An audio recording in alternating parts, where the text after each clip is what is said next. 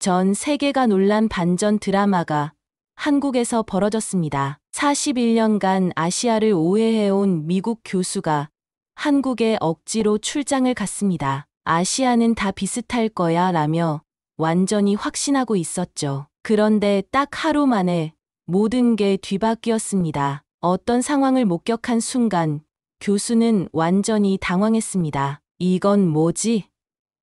이런 일이 가능한 거야? 더 놀라운 건 NATO 회의에서였습니다. 보고서를 들은 28개국 대표들이 모두 깜짝 놀라며 긴급히 후속 연구를 요청했습니다. 결국 유엔이 움직였습니다. 전 세계 긴급 대응 매뉴얼을 완전히 바꿔버린 그 보고서의 정체는 무엇이었을까요? 도대체 한국에서 무슨 일을 본 걸까요?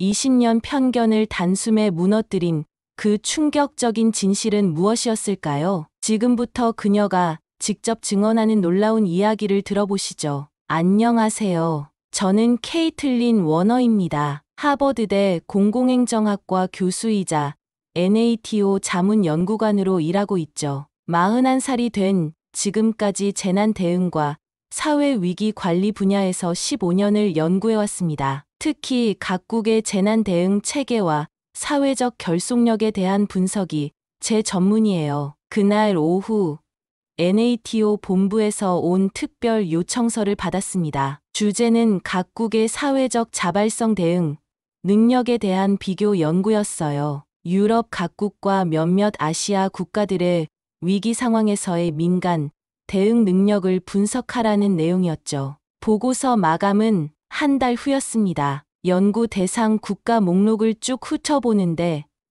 뭔가 이상한 나라 하나가 눈에 띄었어요. 한국이었습니다. 독일, 프랑스, 영국 같은 선진국들 사이에 끼어 있더라고요. 처음엔 담당자가 실수한 줄 알았습니다. 분단 국가인데다 아직 완전히 안정되지 않은 나라 아닌가 싶었거든요. 제가 알고 있던 한국은 북한과 대치하고 있는 군사적 긴장 상태의 나라였습니다. 게다가 아시아 문화권이니까 개인보다는 집단을 중시하겠지만 그게 진정한 자발성일까 의문이었어요. 중국이나 일본처럼 위계 질서가 강한 사회 아닌가 생각했거든요. 실제로 제 편견에는 개인적인 이유가 있었습니다. 20대 초반 유럽 교환학생 시절 중국계 룸메이트와 함께 살았던 적이 있어요. 그 친구는 처음엔 친절해 보였지만 시간이 지나면서 거짓말을 자주 했고 제 물건을 허락 없이 쓰는 일이 많았죠.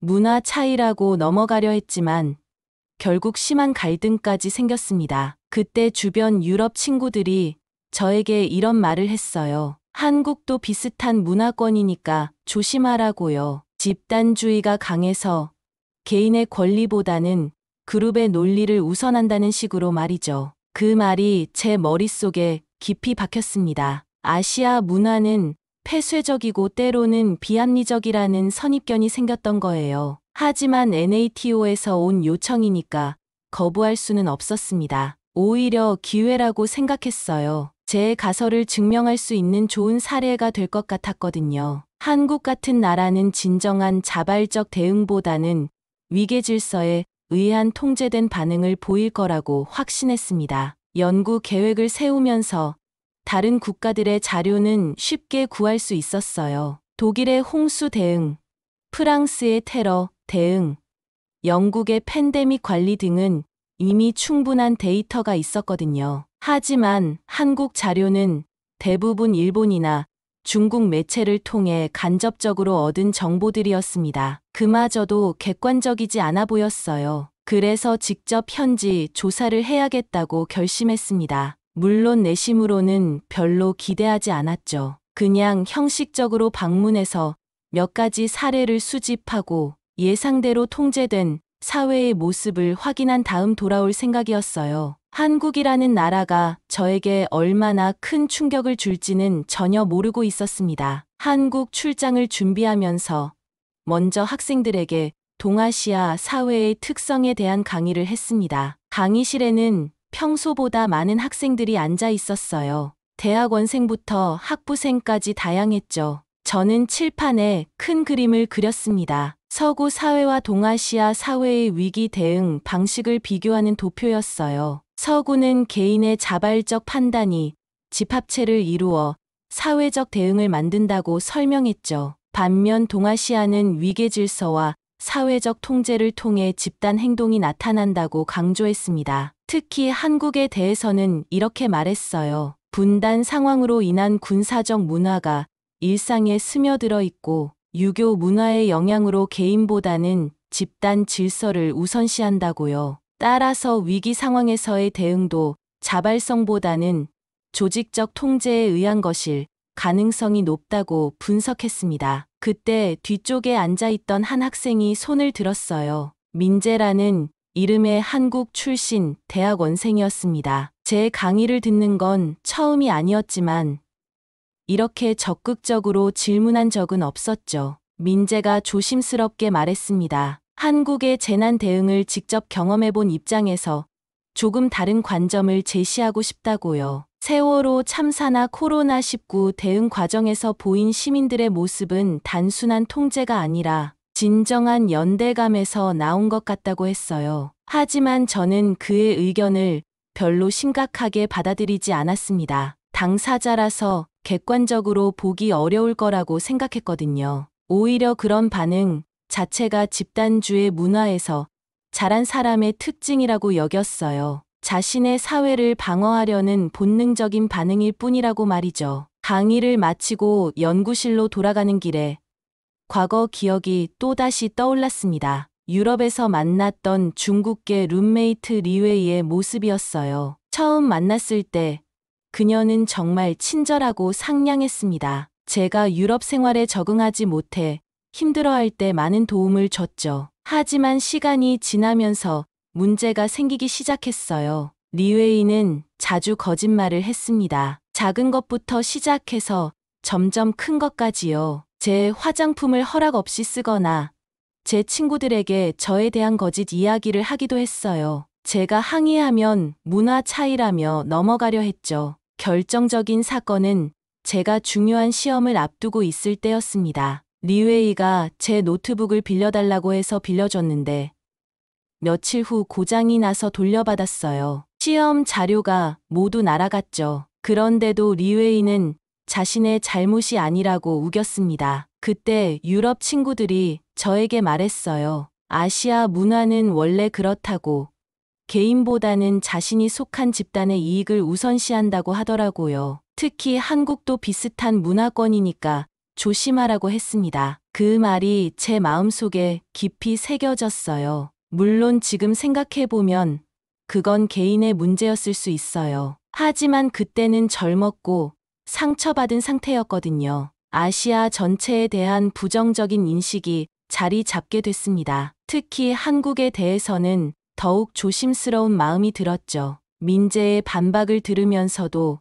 이런 과거 경험이 머릿속을 맴돌았습니다. 아마 그것도 자신의 문화를 미화하려는 시도일 거라고 생각했어요. 객관적인 분석보다는 감정적인 애착에서 나온 말일 가능성이 높다고 여겼거든요. 연구실에 앉아서 한국 관련 자료들을 다시 정리하면서 저는 이미 결론을 내리고 있었습니다. 한국도 다른 아시아 국가들과 크게 다르지 않을 거라고요. 위계 질서와 집단주의 문화가 만들어낸 통제된 사회의 모습을 확인하게 될 거라고 확신했습니다. 인천공항에 도착한 건 8월 말이었습니다. 한국의 여름은 정말 덥더라고요. 비행기에서 내리자마자 느껴진 습도와 열기가 상당했어요. 하지만 공항 내부는 의외로 조용하고 정리되어 있었습니다. 입국 수속을 받으면서 주변을 둘러봤어요. 사람들이 줄을 서는 모습이 정말 질서정연했습니다. 누가 지시하지 않아도 자연스럽게 줄을 만들고 앞 사람과 적당한 간격을 유지하더라고요. 처음엔 군사 문화의 영향이려나 싶었어요. 공항 직원들의 움직임도 인상적이었습니다. 마치 기계처럼 정확하고 효율적이었어요. 하지만 차가운 느낌은 아니었죠. 오히려 따뜻하면서도 체계적인 서비스를 받는 기분이었습니다. 뭔가 이상했어요. 제가 예상했던 딱딱하고 통제적인 분위기와는 달랐거든요. 지하철을 타고 시내로 향하는 동안에도 계속 관찰했습니다. 지하철 안에서 사람들은 대부분 조용했어요. 하지만 서로를 배려하는 모습들이 자주 보였죠. 임산부가 타면 자연스럽게 자리를 양보하고 노인분이 오시면 젊은 사람들이 일어나더라고요. 호텔에 체크인을 마치고 방에 짐을 풀고 있는데 갑자기 휴대폰에서 이상한 소리가 났습니다. 경고음 같은 거였어요. 처음엔 뭔지 몰라서 무시했는데 곧이어 또 울렸죠. 화면을 보니 한국어로 된 메시지가 와 있었어요. 프런트에 전화해서 물어보니 태풍 경보라고 하더라고요. 곧 태풍이 한반도에 상륙할 예정이라는 재난 문자였습니다. 직원은 차분한 목소리로 안전 수칙을 설명해 줬어요. 외출을 자제하고 창문 근처에서 떨어져 있으라고 했죠. 창밖을 내려다보니 아직 날씨는 괜찮아 보였습니다. 바람이 조금 거센 정도였어요. 하지만 거리의 분위기가 서서히 바뀌기 시작했죠. 상점들이 하나둘씩 문을 닫고 사람들이 집으로 향하는 모습이 보였어요. 정말 신기한 건 아무도 당황하지 않는다는 점이었습니다. 마치 미리 연습이라도 한 것처럼 모든 게 자연스럽게 진행됐어요. 상점 사장들은 침착하게 간판을 정리하고 지나가는 사람들도 빠른 걸음이지만 뛰지는 않았죠. 호텔 로비로 내려가 봤습니다. 투숙객들이 몇 명 모여 있었는데 직원들이 상황을 설명하고 있었어요. 한국 사람들은 물론이고 외국인 관광객들도 차분하게 듣고 있더라고요. 누구 하나 소리를 지르거나 흥분하는 사람이 없었습니다. 저는 미국 연방재난관리청에서 일했던 경험이 있어요. 허리케인이나 토네이도 같은 자연재해를 많이 봤죠. 미국에서는 재난 경보가 내려지면 보통 어느 정도 혼란이 생기거든요. 사람들이 당황해서 마트로 몰려가거나 도로가 차로 막히는 경우가 많아요. 하지만 여기서는 그런 모습을 전혀 볼 수 없었습니다. 오히려 평소보다 더 조용해 보였어요. 사람들이 각자 할 일을 정확히 알고 있는 것 같았죠. 누가 지시하지 않아도 모든 게 자연스럽게 돌아가고 있었어요. 저녁 무렵 태풍이 본격적으로 시작됐습니다. 바람 소리가 창문을 때리고 비가 세차게 내렸어요. 호텔 방에서 창밖을 보니 거리는 완전히 텅 비어 있었죠. 하지만 이상하게 불안한 느낌은 없었어요. 다음 날 아침, 태풍이 지나간 후의 모습을 보고 더욱 놀랐습니다. 새벽 6시쯤부터 사람들이 하나둘씩 나타나기 시작했어요. 청소 도구를 들고 나와서 자기 앞 가게나 집 주변을 정리하는 거였죠. 누가 시킨 것도 아닌데 자발적으로 말이에요. 시청 직원들도 일찍 나와서 도로 정리를 하고 있었어요. 하지만 시민들이 이미 반쯤 정리해 놓은 상태였죠. 마치 모든 사람이 자신의 역할을 정확히 알고 있는 것 같았습니다. 이게 바로 제가 예상했던 통제된 사회의 모습인가 싶었어요. 하지만 뭔가 이상했습니다. 통제라기보다는 자연스러운 움직임에 가까웠거든요. 누가 감시하거나 지시하는 사람도 없었어요. 그냥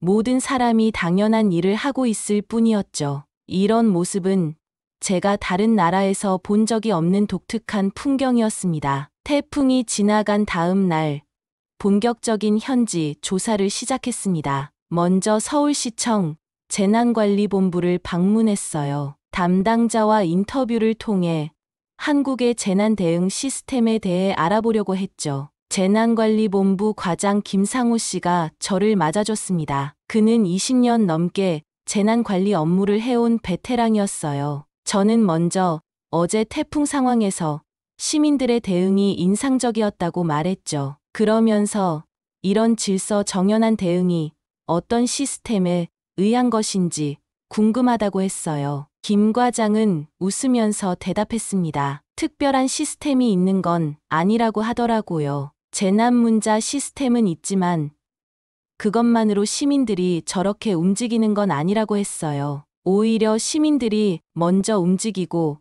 행정기관이 뒤따라가는 경우가 많다고 설명했습니다. 제가 이해하기 어려워하자 김 과장이 구체적인 예를 들어줬어요. 2020년 코로나19 초기 상황을 말했죠. 정부에서 마스크 착용을 의무화하기 전에 이미 시민들이 자발적으로 마스크를 쓰고 다녔다고 해요. 사회적 거리두기도 마찬가지였고요. 더 놀라운 건 선거 상황이었습니다. 한국에서는 선거일이 되면 전 국민이 거의 동시에 움직인다고 하더라고요. 투표소 앞에 긴 줄이 서도 질서정연하게 기다리고 투표 과정도 매우 신속하게 진행된다고 했어요. 누가 감시하지 않아도 부정행위는 거의 없다고 했죠. 저는 의문을 표했습니다. 그런 일사불란한 움직임은 분명 어떤 훈련이나 교육의 결과일 거라고 생각했거든요. 하지만 김 과장은 고개를 저었어요. 특별한 시민 교육이나 훈련, 프로그램이 있는 건 아니라고 했습니다. 오히려 흥미로운 사례 하나를 더 들려줬어요. 대학 입시철에 일어나는 일이었습니다. 수능 시험날이 되면 전 국민이 수험생을 위해 움직인다고 하더라고요. 직장인들은 일찍 출근해서 교통 체증을 줄이고 경찰들은 자발적으로 늦은 수험생들을 시험장까지 데려다 준다고 했어요. 그 이야기를 듣고 정말 놀랐습니다. 미국에서는 상상하기 어려운 일이었거든요. SAT 시험날에 전 국민이 움직인다는 건 말이 안 되죠. 하지만 한국에서는 매년 반복되는 자연스러운 풍경이라고 하더라고요. 시청을 나와서 거리를 걸으면서 계속 관찰했습니다. 지하철역에서 사람들이 줄을 서는 모습, 버스 정류장에서 순서를 지키는 모습, 횡단보도에서 신호를 기다리는 모습들을 유심히 봤어요.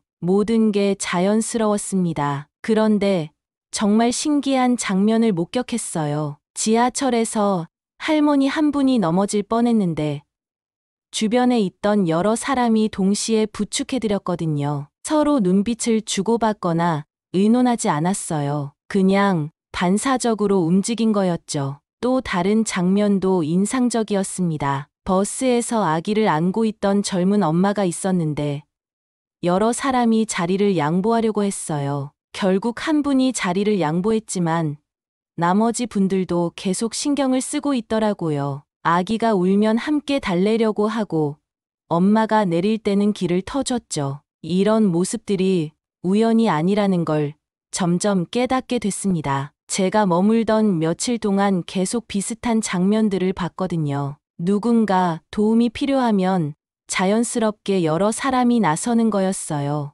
마치 모든 사람이 보이지 않는 연결고리로 묶여 있는 것 같았습니다. 저는 점점 혼란스러워졌어요. 제가 예상했던 통제된 사회의 모습과는 너무 달랐거든요. 이건 누군가의 명령이나 지시에 의한 게 아니었어요. 진짜 자발적인 움직임이었죠. 하지만 개인주의적인 서구 사회에서는 보기 어려운 집단적 행동이기도 했고요. 그날 밤 호텔 방에서 하루 종일 본 것들을 정리하면서 생각에 잠겼습니다. 이 나라 사람들은 도대체 어떻게 이런 식으로 움직이는 걸까? 명령이 없는데 왜 이렇게 일사불란하게 행동하는 걸까? 제가 알고 있던 사회학 이론으로는 설명하기 어려운 현상이었어요. 다음 날부터는 직접 시민들과 인터뷰를 해보기로 했습니다. 거리에서 만난 사람들에게 어제 태풍 상황에서 어떻게 그렇게 질서정연하게 대응할 수 있었는지 물어봤어요. 명동에서 커피숍을 운영하는 50대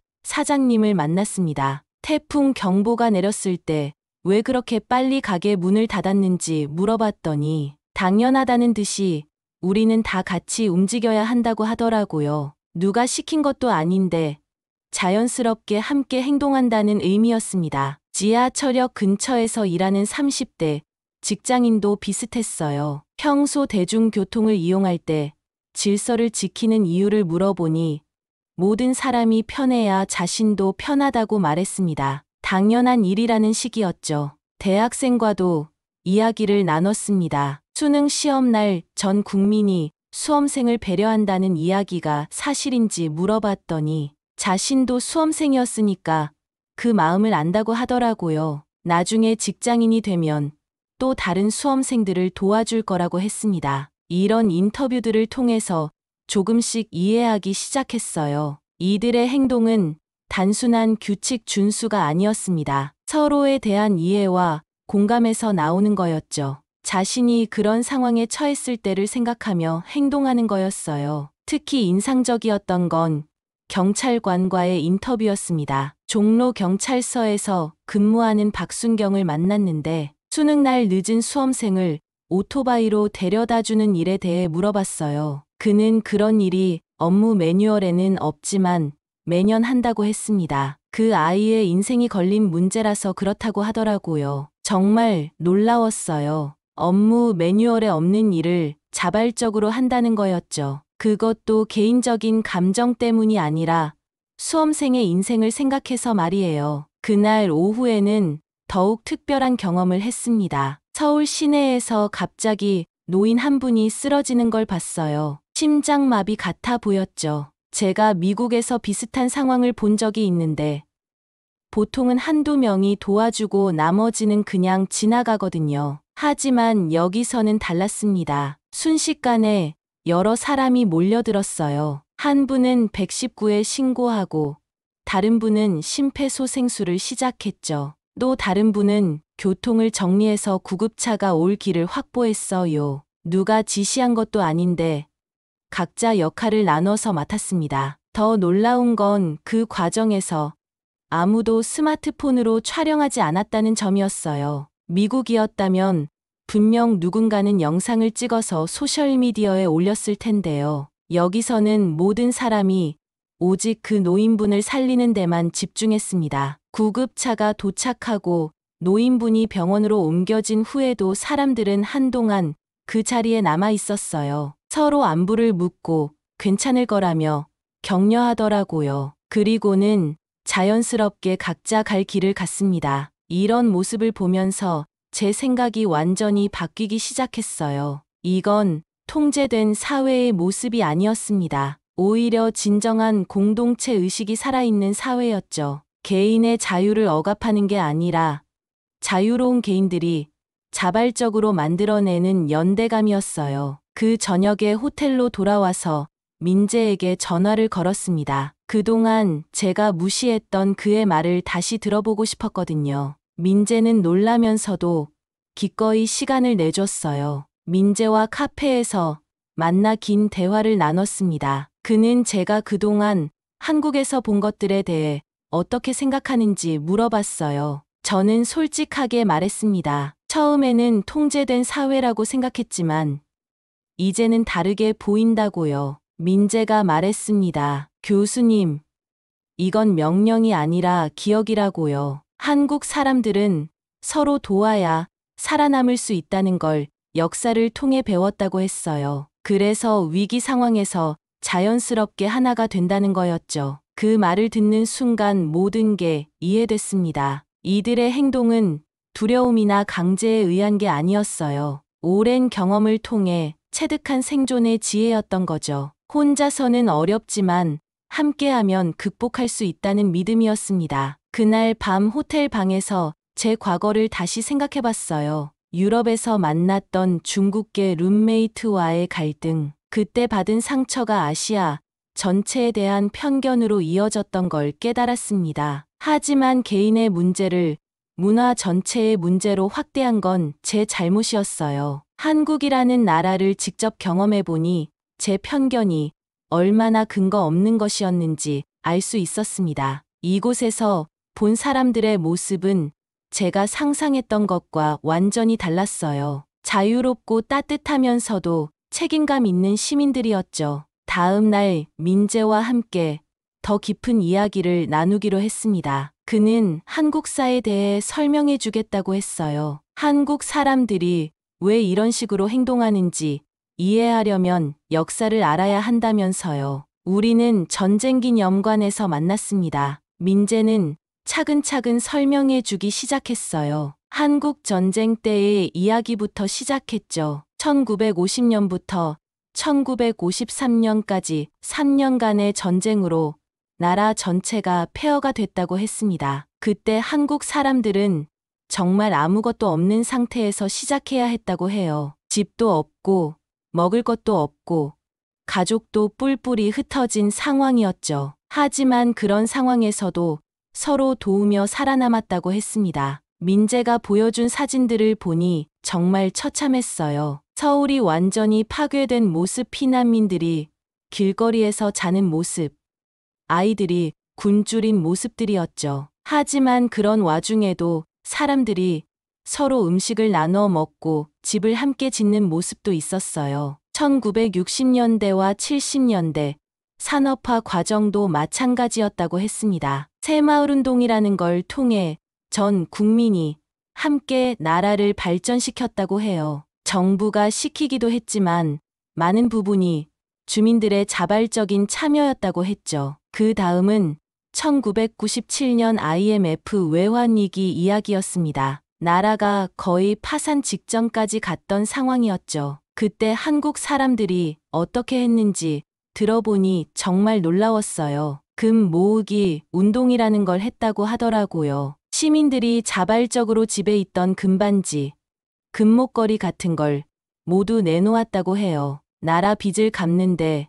도움이 되도록 말이죠. 정부가 강제로 징수한 게 아니라 시민들이 스스로 나선 거였습니다. 몇 달 만에 수백 톤의 금이 모였다고 하더라고요. 저는 그 이야기를 듣고 정말 믿어지지 않았어요. 미국에서는 상상할 수 없는 일이었거든요. 개인의 재산을 자발적으로 국가에 기부한다는 건 말이죠. 하지만 한국에서는 실제로 일어난 일이었습니다. 민재는 더 최근의 사례들도 들려줬어요. 2014년 세월호 참사 때의 이야기였습니다. 배가 침몰하면서 많은 학생들이 희생됐던 사건이죠. 그때 전 국민이 함께 슬퍼했고 유가족들을 도왔다고 해요. 특히 인상적이었던 건 그때 시민들의 반응이었습니다. 정부의 대응을 비판하면서도 희생자 가족들을 위한 지원은 계속했다고 해요. 정치적인 이슈와 인간적인 도움을 분리해서 생각한 거였죠. 그리고 가장 최근의 사례인 코로나19 상황도 설명해줬습니다.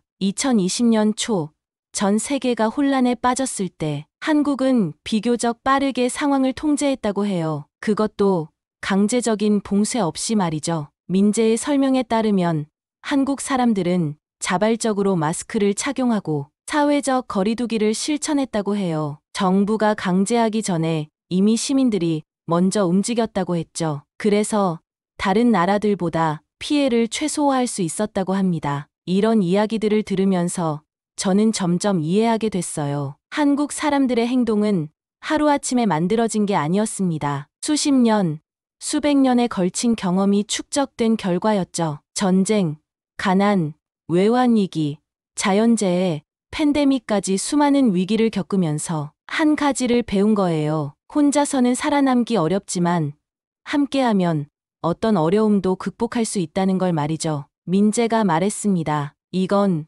군사 시스템이 아니라 생존의 집단 본능이라고요. 강요에 의한 게 아니라 경험에서 우러나온 지혜라고 했어요. 그래서 위기 상황에서 자연스럽게 하나가 되는 거라고 설명했습니다. 그 말을 듣고 저는 완전히 인정할 수밖에 없었어요. 제가 지금까지 본 모든 것들이 설명됐거든요. 태풍 상황에서의 질서정연한 대응, 수능 날의 전 국민 배려, 응급 상황에서의 자발적 도움, 모든 게 이 맥락에서 이해됐습니다. 저는 나토 회의에서 한국 사례를 보고서로 올리기로 결심했습니다. 이건 단순한 재난 대응 시스템이 아니었어요. 사회 전체가 하나의 유기체처럼 움직이는 독특한 사례였죠. 서구 사회에서는 찾아보기 어려운 자발적 집단 행동의 모델이었습니다. 그리고 저는 제 자신과도 화해할 수 있었어요. 과거 중국계 룸메이트와의 갈등은 개인적인 문제였지, 문화 전체의 문제가 아니었다는 걸 깨달았거든요. 한국이라는 나라를 직접 경험해보니 아시아에 대한 제 편견이 얼마나 잘못된 것이었는지 알 수 있었습니다. 나토 본부로 돌아가서 보고서 작성에 들어갔습니다. 한국에서의 경험을 어떻게 정리할지 고민이 많았어요. 단순히 재난 대응 사례를 나열하는 것보다는 그 근본적인 원리를 분석해야 한다고 생각했거든요. 보고서의 핵심은 한국의 사회적 자발성이 어떻게 작동하는지에 대한 분석이었습니다. 서구 사회의 개인주의적 접근법과는 완전히 다른 집단적 자발성의 모델이라고 정의했어요.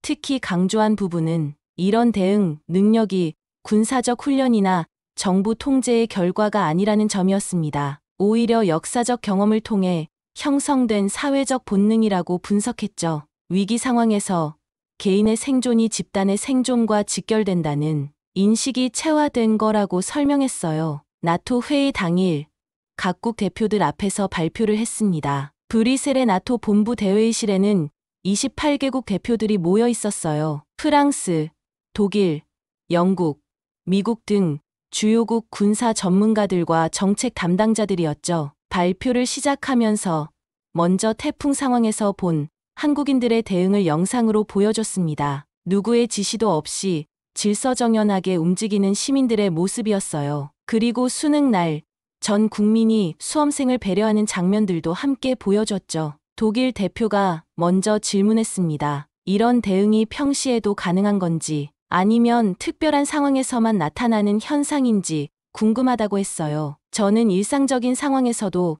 비슷한 패턴을 관찰할 수 있다고 답했습니다. 프랑스 대표는 더 구체적인 질문을 했어요. 이런 사회적 결속력이 어떤 메커니즘으로 작동하는지, 정부의 역할은 무엇인지 물어봤죠. 저는 정부가 명령하는 게 아니라 오히려 시민들의 자발적 행동을 지원하는 역할을 한다고 설명했습니다. 영국 대표의 반응이 특히 인상적이었어요. 이런 수준의 사회적 협력은 군사 작전에서도 보기 드문 일이라고 했거든요. 평시 민간 사회에서 이런 일이 가능하다는 게 놀랍다고 평가했죠. 미국 대표단에서는 더욱 직접적인 관심을 보였습니다. 이런 대응 능력을 다른 사회에도 적용할 수 있는지, 어떤 조건이 필요한지 질문했어요. 저는 단순히 제도를 베껴서는 안 되고 사회적 신뢰와 공동체 의식이 전제되어야 한다고 답했습니다. 폴란드 대표가 제기한 질문도 흥미로웠어요. 이런 집단적 행동이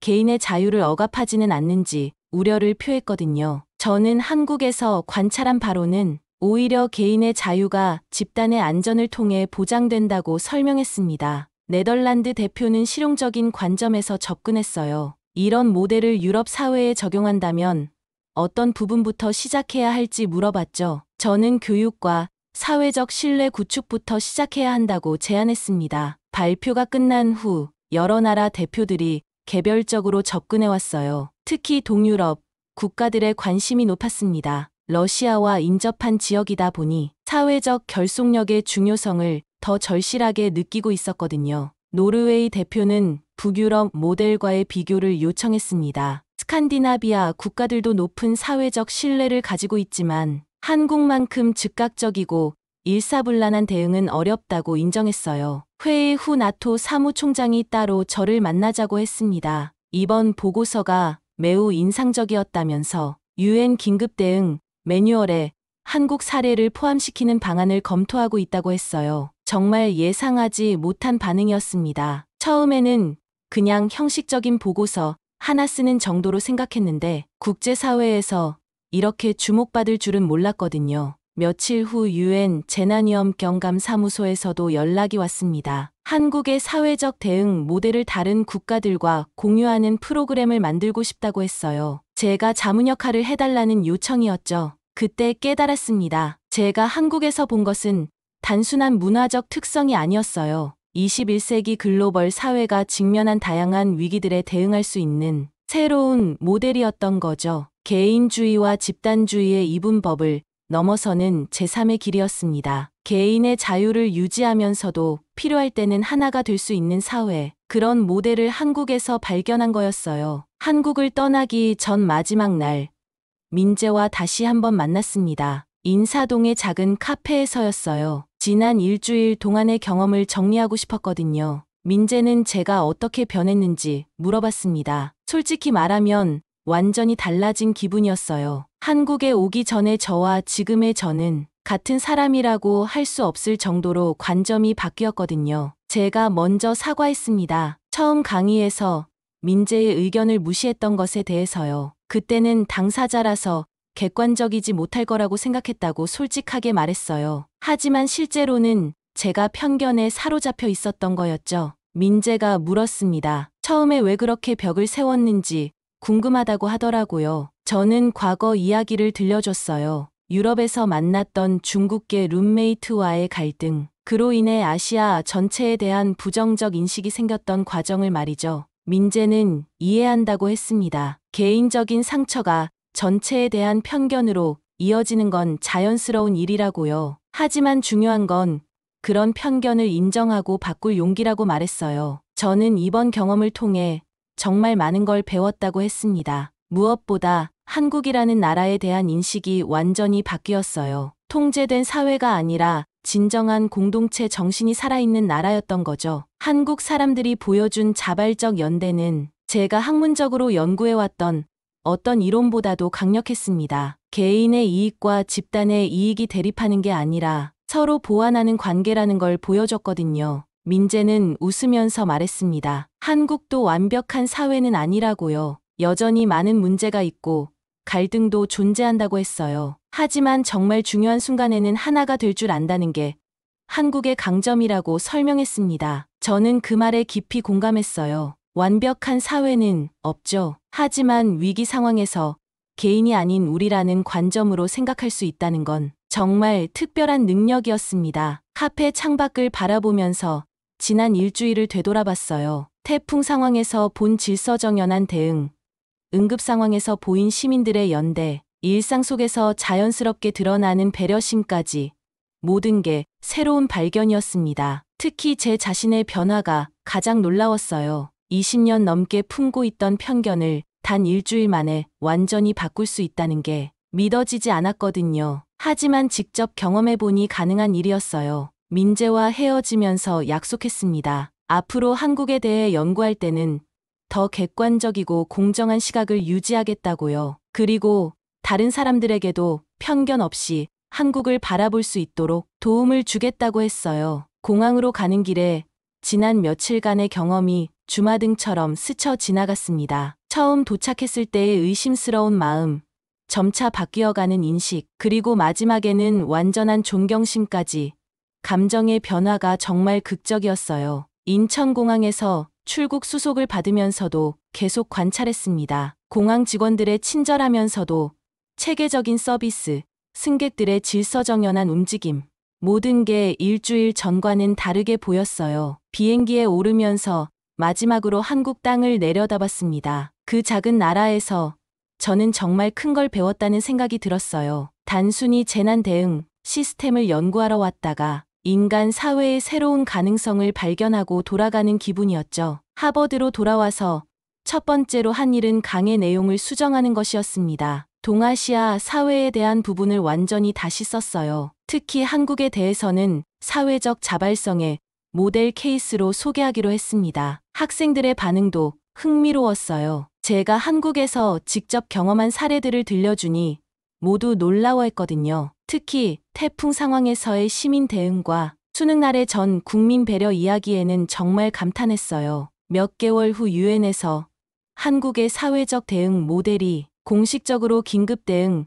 매뉴얼에 포함됐다는 소식을 들었습니다. 제 보고서가 그 기초 자료가 됐다고 하더라고요. 정말 뿌듯했어요. 나토에서도 후속 연구를 요청해왔습니다. 한국 모델을 다른 국가에 적용할 수 있는 방안을 연구해달라는 거였어요. 저는 기꺼이 수락했습니다. 이런 좋은 모델을 더 많은 사람들과 공유하고 싶었거든요. 지금 돌이켜보면 그 한국 출장은 제 인생의 전환점이었습니다. 학자로서뿐만 아니라 인간으로서도 성장할 수 있는 기회였어요. 편견을 버리고 열린 마음으로 세상을 바라보는 법을 배웠죠. 한국은 정말 특별한 나라입니다. 세계에서 유일하게 하루 만에 하나가 될 수 있는 나라라고 확신해요. 개인의 자유를 존중하면서도 필요할 때는 집단의 힘을 발휘할 줄 아는 사회죠. 이제 누군가 저에게 한국에 대해 물어본다면 자신 있게 대답할 수 있습니다. 한국은 진정한 공동체 정신이 살아있는 나라라고요.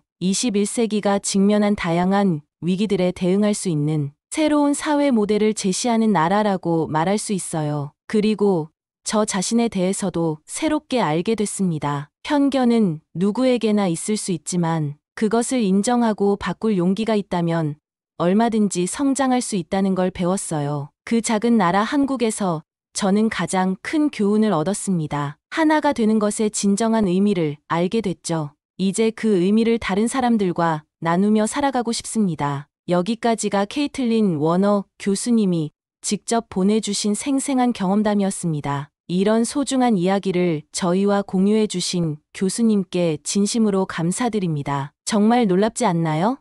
20년간 편견에 사로잡혀 있던 외국인 전문가조차 단 일주일 만에 완전히 뒤바뀌게 만든 우리나라의 저력 말입니다. 한국은 세계에서 유일하게 하루 만에 하나가 될 수 있는 나라라는 그녀의 고백이 얼마나 가슴 뭉클한지요. 우리가 당연하게 여기던 서로를 배려하는 마음, 위기 때 자연스럽게 하나가 되는 우리의 모습이 실제로는 전 세계가 부러워하는 특별한 능력이었던 거죠. 나토 28개국이 깜짝 놀라고 유엔이 매뉴얼을 바꾸게 만든 그 힘이 바로 우리 안에 흐르고 있습니다. 감동척척은 앞으로도 이런 자랑스러운 대한민국의 이야기들을 계속 전해드릴게요. 구독과 좋아요로 응원해주시고 여러분도 혹시 이런 뿌듯한 한국 이야기가 있으시다면 댓글로 들려주세요. 우리가 얼마나 특별한 나라에 살고 있는지 다시 한번 깨달을 수 있는 시간이었습니다. 감사합니다.